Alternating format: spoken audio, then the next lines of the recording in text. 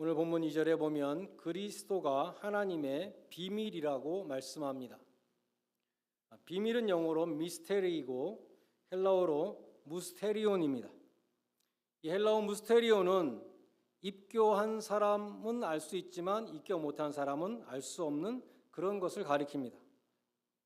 입교한다는 게 이니시에이트 하는데 당시 헬라 세상에서 그 유행하던 신비 종교가 그 입교 예식을 가졌습니다. 그 입교 예식을 통해서 신과 교통하고 또 신과 하나가 될 수 있다 이렇게 가르쳤다고 합니다. 윌리엄 바클레이는 헬라어 무스테리온에 대해서 이렇게 설명했습니다. 성경에 나오는 이 미스테리라는 단어는 비밀이란 이 단어는 우리가 생각하는 것처럼 복잡하고 신비로운 그 무엇을 뜻하지 않고 전문적인 의미가 있는 단어다. 테크니컬한 텀이라는 것입니다. 곧 신앙이 없는 사람은 그 뜻을 전혀 알 수 없지만 예수를 믿고 신앙을 가진 사람은 알 수 있다. 그것이 비밀이라는 단어의 뜻입니다.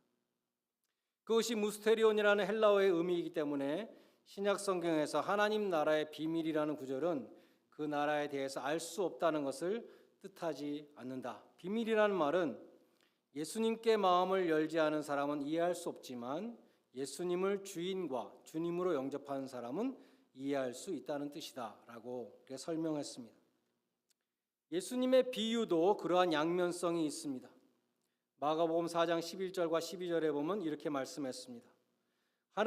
하나님 나라의 비밀을 너희에게는 주었으나 외인에게는 모든 것을 비유로 하나니 이는 저희가 보기는 보아도 알지 못하며 듣기는 들어도 깨닫지 못하여 돌이켜 죄사함을 얻지 못하게 하려 함이니라. 여기서 보면 예수님은 너희와 외인을 구별하십니다. 인사이더와 아웃사이더스. 예수 안에 있는 인사이더들에게는 이 비유를 통해서 하나님 나라의 비밀을 알려주시지만 아웃사이더들에게는 하나님 나라의 비밀을 감추신다는 것입니다. 지난주에 상고한 골로새서 1장 26절도 이렇게 말씀했습니다. 이 비밀은 만세와 만대로부터 감추어졌던 것인데 이제 그 성도들에게 나타났다. 영어로 revealed, 이제 드러났다. 이제 계시되었다. 이제 성도들이 알게 되었다. 그런 뜻입니다. 오늘 보면 3절에 보면 예수님 안에 지혜와 지식의 모든 보화가 감추어져 있다. 여기 또 감추어져 있다 이런 단어가 있습니다. 감추어져 있지만 성도들에게는 드러난 보화입니다. 비밀하고 똑같은 것이죠.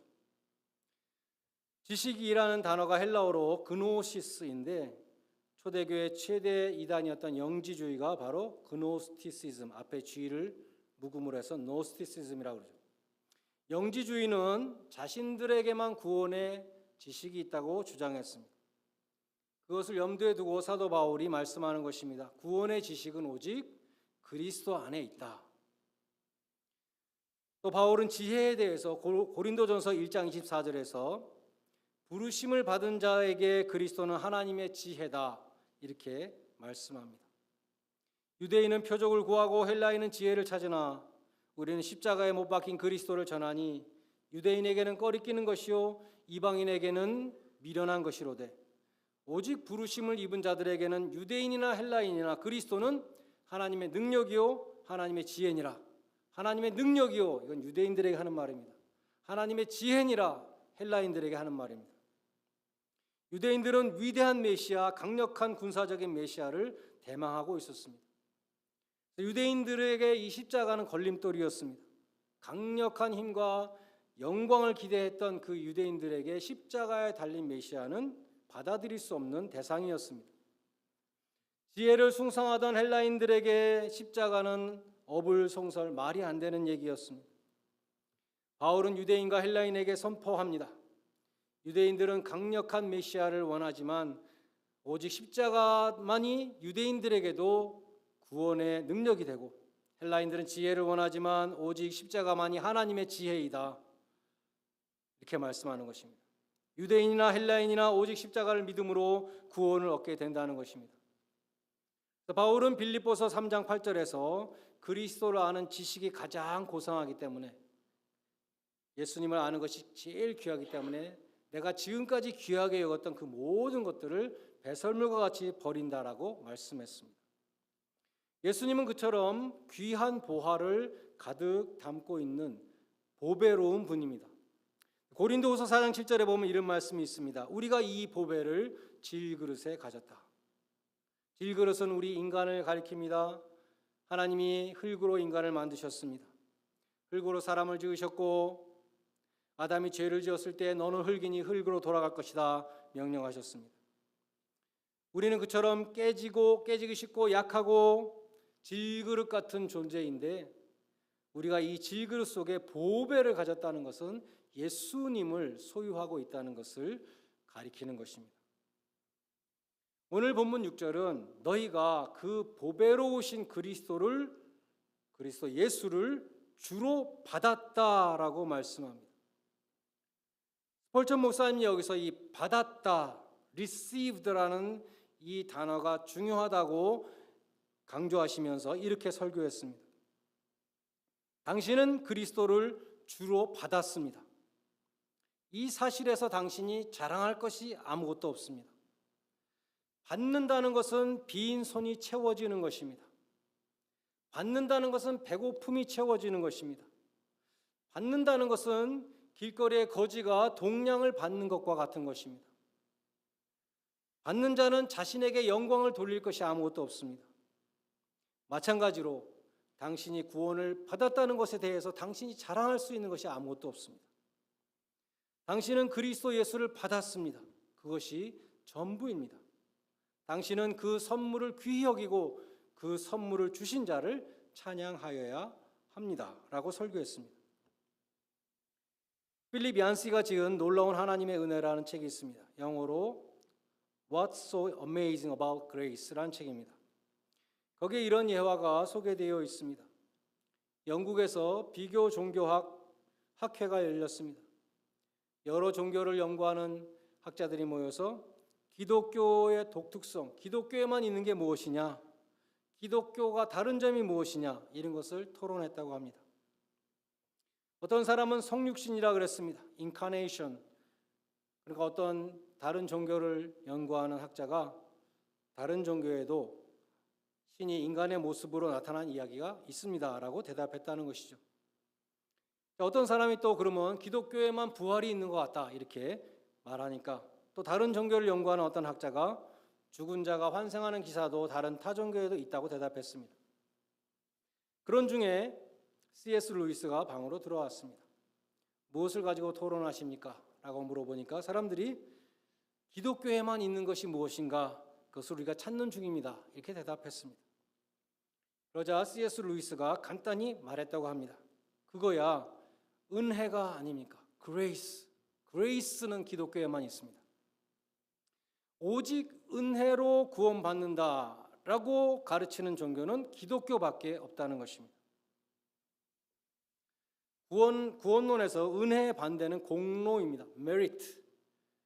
다른 종교들은 고행이나 선행이나 심지어 전생의 공로나 혹은 유대교처럼 율법을 지킴으로나 모두 행위와 노력과 공로로 구원을 받는다고 가르칩니다. 이 세상 그 어떤 종교도 아무 공로 없이 오직 은혜로 구원을 받는다라고 선포하는 종교는 기독교밖에 없다는 것입니다. 공로의 원리는 여러 종교들이 가르칠 뿐만 아니라 이 세상의 원리이기도 합니다. 이 세상에서 내 몫은 나의 자격과 공로로 정해집니다. 일례로 프로야구를 생각해 볼 수 있습니다. 프로 선수의 연봉이 어떻게 정해집니까? 그 선수가 타율이 얼마인가? 투수 같으면 방어율이 얼마인가? 작년 1년 동안 우리 팀에 점수를 몇 점이나 더해줬는가? 그 실적을 기준으로 연봉이 책정됩니다. 실적은 형편없지만 은혜로 거액의 연봉을 준다 이런 건 절대로 없죠. 그런 건 이 세상에 없습니다. 하나님이 인간을 다룰 때 그처럼 행함대로 갚아주신다는 것이 율법의 정신입니다. 율법을 행함으로 구원받는다는 것이 율법주의입니다. 반면에 은혜라는 것은 공로가 없는 사람에게 혹은 자격이 없는 사람에게 선물로 주시는 것을 가리킵니다. 모세를 통하여 주신 율법의 원리는 공로였죠. 이것을 행하면 살리라. 이것이 율법입니다. 율법을 지켜야 하나님 앞에 의로운 자로 설 수 있다는 것입니다. 그러나 은혜는 하나님이 조건 없이 주시는 것입니다. 자격 없는 자에게 선물로 주시는 것입니다. 에베소서 2장 8절 말씀에 너희가 그 은혜를 인하여 믿음으로 말미암아 구원 얻었나니 이것이 너희에게서 난 것이 아니요 하나님의 선물이라. 이것이 기독교의 메시지입니다. 이것이 복음이 선포하는 은혜입니다. 그 은혜를 깨달은 사람은 감사하지 않을 수가 없습니다. 그리스도 예수를 주로 받은 사람은 감사할 수밖에 없습니다. 만약에 입에서 날마다 불평불만이 쏟아져 나온다면 그 사람은 그리스도와의 관계를 새롭게 정립할 필요가 있습니다. 그리스도를 주님으로 모신 자의 삶은 감사가 넘치는 삶입니다. 주석가 마크 메인넬은 이렇게 설명했습니다. 바울은 복음에 대한 우리의 믿음을 시험할 수 있는 리트머스 시험지를 주고 있다. 에이시드 테스트, 옛날에 우리가 리트머스 시험지로 산성, 알칼리 이런 거 가렸죠. 넘치는 감사가 있는가 없는가, 그것으로 자신을 시험하라는 것입니다. 넘치는 감사가 있어야 진정한 믿음을 가진 사람이라는 것입니다. 왜냐하면 복음의 핵심이 하나님의 은혜이기 때문입니다. 은혜의 반대는 공로이다. 곧 일을 하고 돈을 받는 것처럼 우리가 받을 자격이 있어 받는 것이다.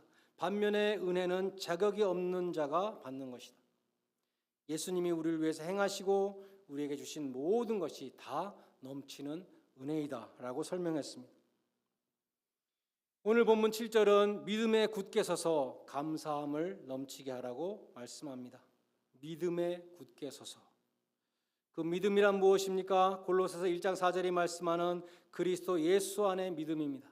Faith in Christ Jesus.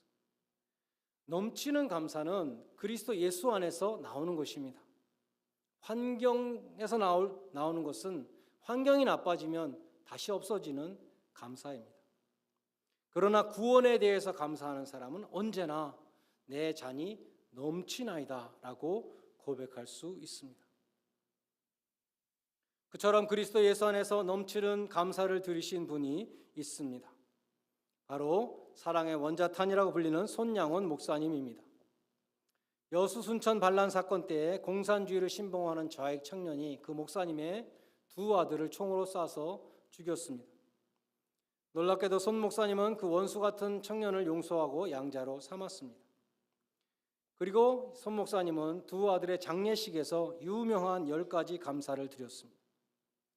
첫째, 나같이 못난 죄인의 혈통에서 순교자가 나게 하시니 감사합니다. 둘째, 많은 성도 가운데서 귀한 보배들을 나에게 맡기셨다가 데려가시니 감사합니다. 셋째, 삼남 삼녀 중에서 가장 똑똑하고 아름다운 장남과 차남을 하나님께 바치게 되니 감사합니다.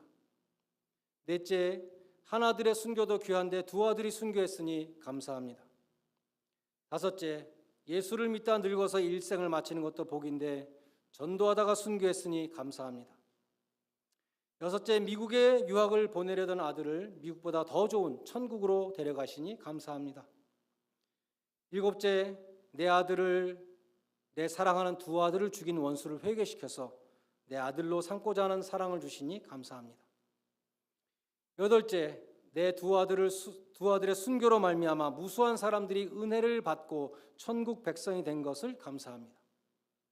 아홉째, 역경 중에서도 진리와 사랑을 잃지 않는 믿음을 주시니 감사합니다. 열째, 분수에 넘치는 복을 주시니 감사합니다. 지금도 여수에 가면 손양원 목사님 순교 기념관이 있다고 합니다. 박물관 구석 한쪽에 감사 헌금 봉투가 보관되어 있습니다. 그 감사 헌금 봉투는 아주 특별한 감사 헌금 봉투라고 합니다. 왜냐하면 바로 두 아들이 죽은 그 주일에 드리신 감사 헌금이었기 때문입니다. 손 목사님은 당시에 받으시던 월급의 2배가 넘는 금액을 그 주일에 감사 헌금으로 들이셨다고 합니다. 넘치는 감사는 결코 환경에서 오지 않습니다. 넘치는 감사는 그리스도 예수 안에 있는 믿음에 우리가 굳게 설 때에 드릴 수 있는 감사입니다. 믿음에 굳게 서서 넘치는 감사를 드리는 복된 성도님들이 다 되시기를 주님의 이름으로 간절히 축원드립니다. 기도하시겠습니다. 하나님, 저희가 그리스도 예수를 주로 받아서 구원받게 하심을 감사드립니다. 저희가 이 세상의 많은 그 허상들과 우상들에게 속아 넘어가지 않게 해주시고 오직 믿음에 굳게 서서 하나님의 은혜에 감격하여 넘치는 감사를 드리는 참된 복음의 백성들이 되게 하여 주시옵소서. 예수님의 이름으로 기도드리옵나이다. 아멘.